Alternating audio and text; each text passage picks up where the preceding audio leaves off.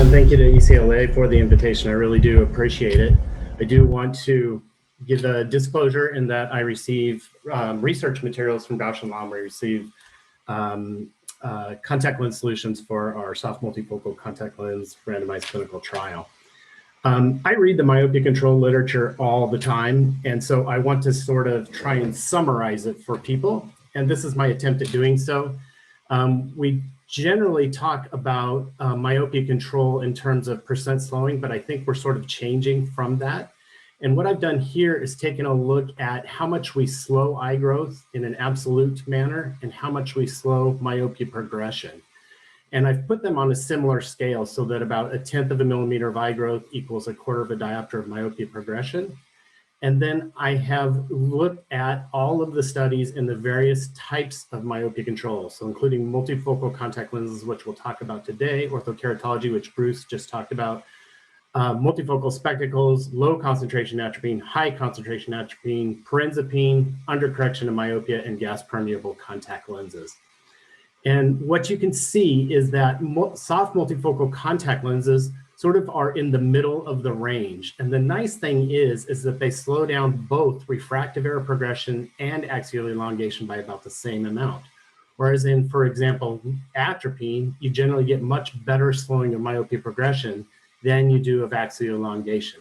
And of course, with orthokeratology, we just can't measure myopia progression because we're temporarily reducing that, but you get very good slowing of eye growth. But of course, we're here to talk about soft multifocal contact lens myopia control. Same exact slide or graph as you saw before, but now I break out all of the individual soft multifocal contact lens studies. I divide them up by the amount of time that the study was conducted, so 3-year studies, 2-year studies, 1-year studies. And then I took the overall weighted average of each one of these and found that soft multifocal contact lenses on average over the course of the studies, and they were on average a little over 2 years long, slow refractive error progression by about 1/3 of a diopter and slow eye growth by about 0.15 millimeters. And that's essentially what you would expect on sort of a 1-to-1 ratio. But when we talk about soft multifocal contact lenses, there are lots of different types available, but we are specifically talking about center distance design. That means that the center of the contact lens is aimed at correcting the myopic refractive error that patients have so that they can see a distance. And then in the mid periphery of the contact lens, we have relative plus power, either in distinct zones as shown here in this concentric design lens, or in an increase in relative plus power as you go out towards the more peripheral part of the lens. This is what I call a gradient design. And there's not a lot of center distance soft multifocal contact lenses available, but these are the ones that are available that I know of. It's not a comprehensive list, but I think it does show us that there are lots of different modalities that we can use. There's lots of different design styles that you can use, depending on what you're most comfortable with. And this even includes one contact lens that's a hybrid contact lens. As Dr. Koffler showed just a moment ago, when we correct people with single vision contact lenses or glasses, we put the focus of light right on the retina so that they can see clearly. But we tend to, because the eye is longer than it is wide, we tend to put the focus of light behind the retina with single vision correction. With these multifocal contact lenses and that relative plus power in the mid periphery, instead of focusing light behind the retina, we focus it in front of the retina.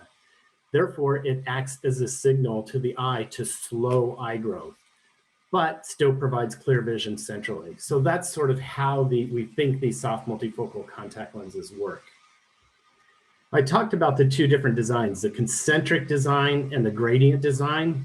And what I did was looked at the literature and took the average percent slowing of myopia progression and axial elongation for the concentric design lenses and compared it to the gradient design lenses. And you can see that at least in this initial look, it looks like concentric design lenses might work better than gradient design lenses. However, that's just an initial look. There's been no direct comparison of these types of contact lenses, so it's not something that I would only fit people in concentric design contact lenses. As a matter of fact, you'll see in just a moment that at least from a pair of studies, gradient design works as well. I think this was a very important study because it was a contralateral design study, which I typically don't like, but I think this was important for one specific reason. And that's where they put one eye in a multifocal design contact lens and the other eye in single vision contact lenses, and they followed them over time. When they did that, the eyes wearing the multifocal contact lenses progressed slower. If these contact lenses work because they reduce accommodative effort, or if they work because they reduce accommodative lag, then they would work in both eyes, even though you only put a multifocal contact lens in one eye, because we know that accommodation is yoked between the two eyes. So if you reduce it in one eye, you're going to reduce it in the other. And so it would work similarly in both eyes. But it only worked in the eye wearing the multifocal contact lens, telling us it's probably something about the optics of the contact lens that slows myopia progression. It's probably that myopic defocus we talked about earlier. So this is a large-scale, multi-center randomized clinical trial conducted with a concentric design contact lens. And you can see a meaningful slowing of both myopia progression and axial elongation. And this is over a 3-year period in, I believe, 8 to 11-year-old children. And then a second study was done that was also a randomized clinical trial, this time in 7 to 11-year-old children, where we fit the kids with 250 ad contact lenses, with 250 ad contact lenses, 150 ad contact lenses in single vision. And we got very similar results in terms of comparing the 250 ad contact lenses to single vision. And you'll see that in just a moment. But the important point to take away from this study is that the 250 ad contact lenses provided a meaningful slowing of both myopia progression and axial elongation, but the 150 ad contact lenses were not meaningfully different from the single vision contact lenses in either axial elongation or myopia progression. And then this is just the overall results from the two studies. Looking at the adjusted results, you can see that there's less than a quarter of a diopter difference between those two contact lens modalities or designs over a 3-year period, and less than 0.05 millimeter difference, which equates to less than a quarter of a diopter difference in terms of eye growth. So really, this isn't a direct comparison again, but it does show that, what I showed before in that concentric designs may work better. It may not ultimately be true. We don't have a direct comparison, but I think it's at least justification for a study to take a look at that. One of the questions people have is, by fitting kids with multifocal contact lenses, are we affecting their vision? And this is in the beginning of our study where we had 300 kids, almost 300 kids, who we put soft multifocal contact lenses on with the 250 ad for just a short period of time. They had to show us that they would get good enough vision in order to be in the study. And we compared that to their vision with single vision spectacles, a new manifest refraction. And you can see that the overlap is dramatic. There's really no meaningful differences. And when we take a look at the averages, they are identical. Both result in better than 20/20 vision on average. And the two results are actually identical. And other studies have found that as well. Pete Kohlbaum and colleagues at Indiana University also found that high contrast distance visual acuity is similar between both the dual focus and the multifocal, or what I call gradient design contact lenses.